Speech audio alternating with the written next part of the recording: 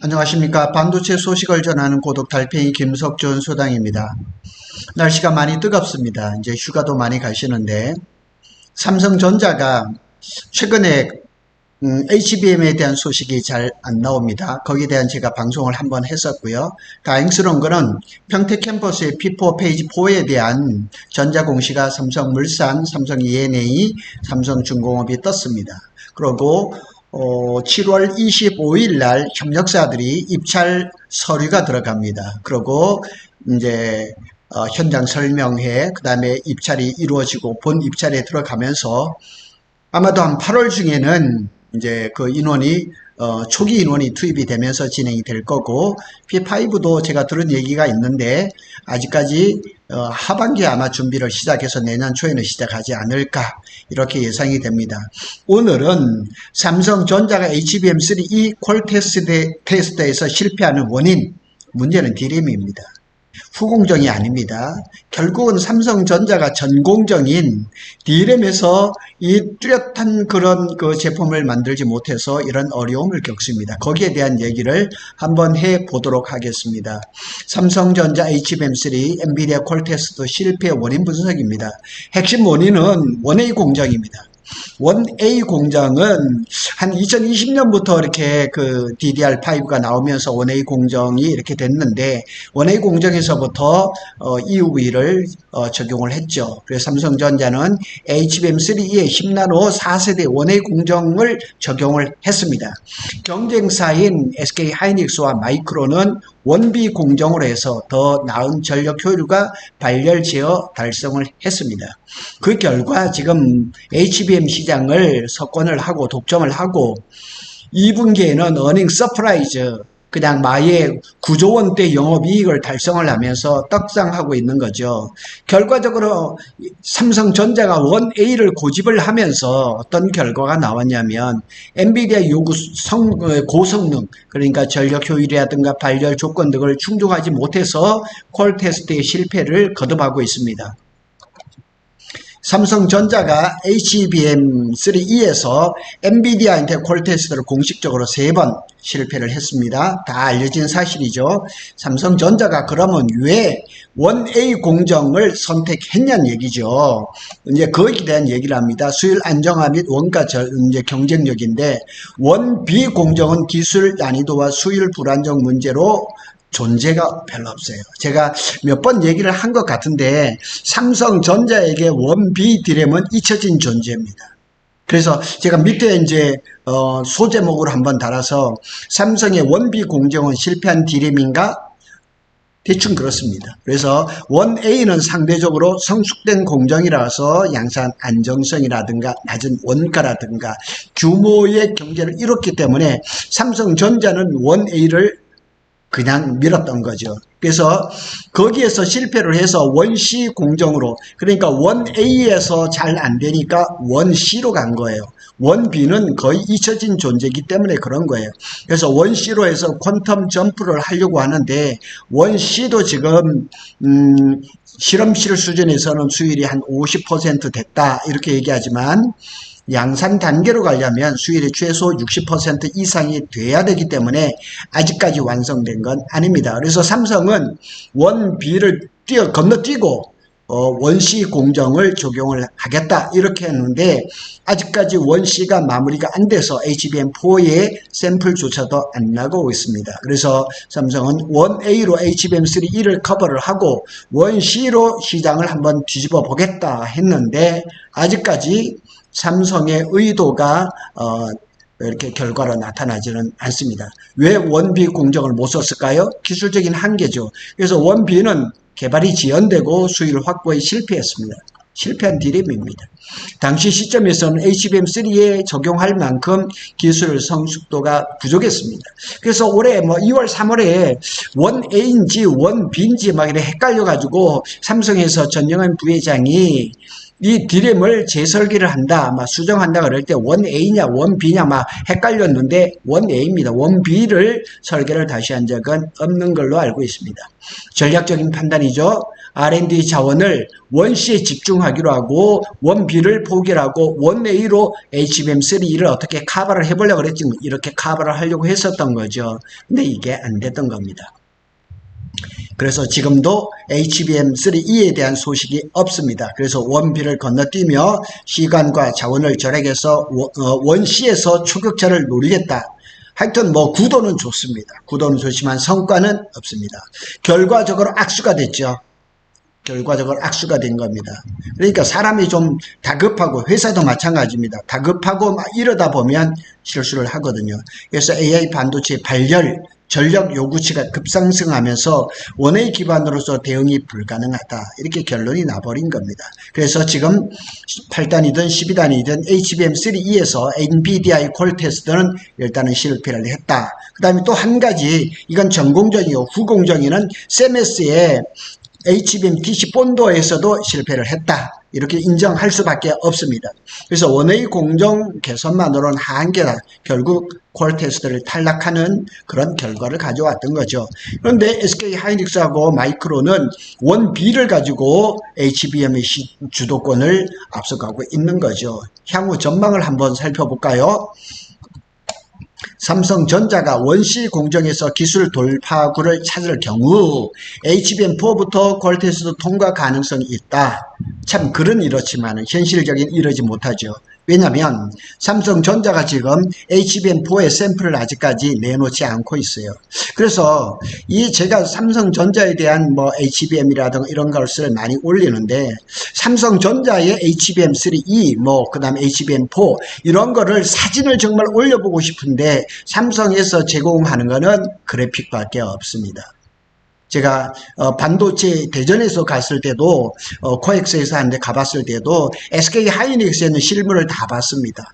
뭐 소캠도 보고 HBM3 12단도 다 봤는데 삼성에 갔더니까 그냥 그림으로 된 이런 것밖에는 보지를 못했거든요. 자, 문제는 후공정 패키징보다 D램 자체 공정 성능이 떨어진다는 얘기예요. 그래서 D램 경쟁력 회복의 핵심 조건은 뭐냐? 전공정입니다. D램 문제입니다. 그래야 후공정 문제는 그 다음 얘기입니다. D램에서부터 성능이 안 좋으니까 그걸 안 좋은 D램을 가지고 8단, 12단을 쌓으니까 뭐 제품이 안 좋을 수밖에 없는 거죠. 그래서 시장 관점에서 예측을 해보면 삼성의 지체에도 불구하고 마이크론, SK는 계속 전진하고 있습니다. 그래 뭐 SK는 지금 기술이 뭐 엄청나게 지금 앞서가고 있죠. 그런데 조금 스몰 마켓이긴 하지만 마이크론은 기술력은 SK보다 더 앞선다고 하는 평가가 지금 계속 나오고 있습니다. 그래서 SK도 긴장해야 됩니다.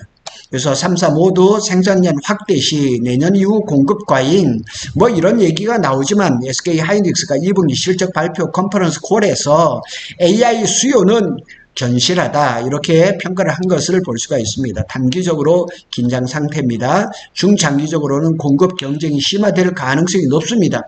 그래서 이거 뭐 이런 분석이 맞다 그러더라도 빨리 HBM 시장에 진입을 해서 빨리 그냥 매출을 올려야 되는데 삼성이 그러지를 못하는 거죠. 그래서 제목을 이렇게 달았습니다. 삼성전자의 원비 디램은 실패한 디램인가? 과연 정말 삼성전자의 원비 디램은 제가 그림으로도 못 봤습니다, 아직. 그래서 삼성전자의 원비, 원베타 디램에 대한 평가는 다소 복합적이에요. 그런데 일부에서는 시장 기대치에 미치지 못했다, 혹은 실패했다, 이런 표현을 하고 있지만 이 표현이 다 맞는 것은 아니지만 대체적으로는 맞다고 볼 수가 있습니다. 자, 원비 디램은 어떤 것이냐? 원비 디램 원베타라고 할 수 있는데 대략 12에서 13나노급의 디램입니다. 미세 공정 좋습니다. 그리고 삼성은 23년도 초에 원비 디램을 양산한다고 발표를 했어요. 그런데 이는 마이크론의 원 알파, 원 A죠. 원 A보다 한 세대 앞선 것으로 기대를 모았어요.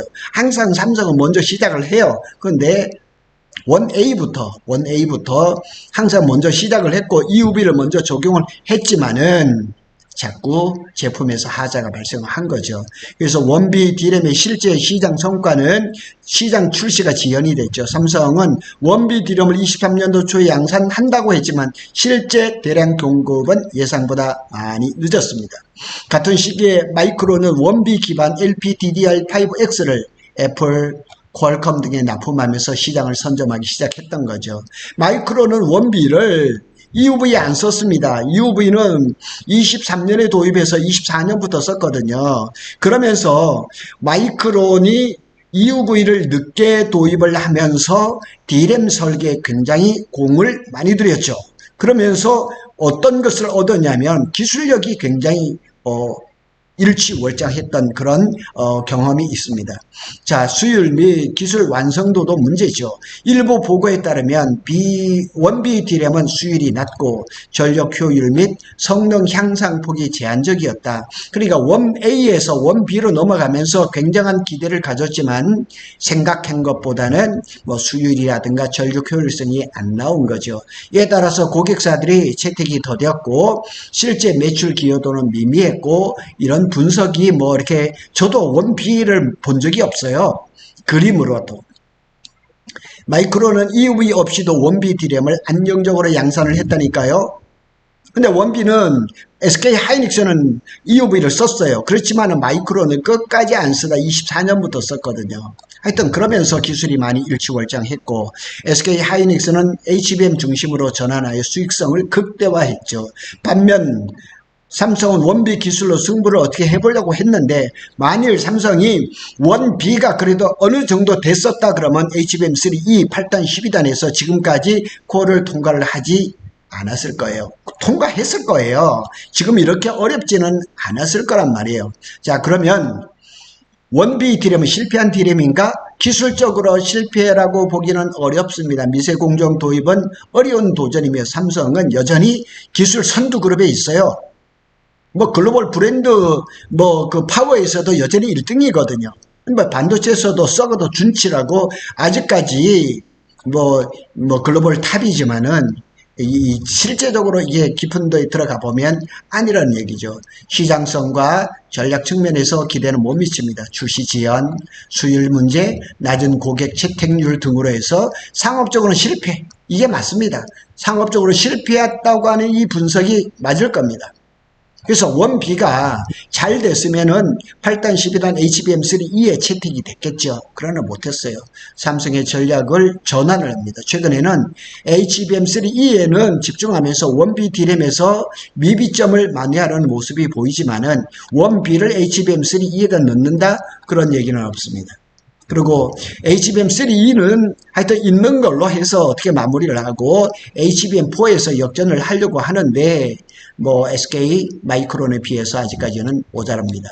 기대를 대비해서 미진합니다. 시장 지배를 확대는 실패를 했고 경쟁사 대비해서 약세입니다. 마이크론, SK 하이닉스에 비해 전략적 대응이 뒤처져 있고 전략을 수정을 하고 있는데 이것도 좀 빨리 됐으면 좋겠는데 삼성은 현재 HBM과 CXL 메모리 등 차세대 고부가가치 메모리에 집중하고 있지만 아직까지 눈에 보이는 뚜렷한 그런 성과는 없다는 얘기입니다. 여름이니까 이제 그냥 휴가철이 되면서 이 반도체에 대해서 이제 관심이 조금 식어질지는 모르지만은 이럴 때 삼성전자가 뭔가 이렇게 좀 그냥 시장에 폭탄을 던지듯이 좀 이런 걸 좀 짠 하고 내놨으면 좋겠는데 그럴 가능성이 희박하다는 얘기죠.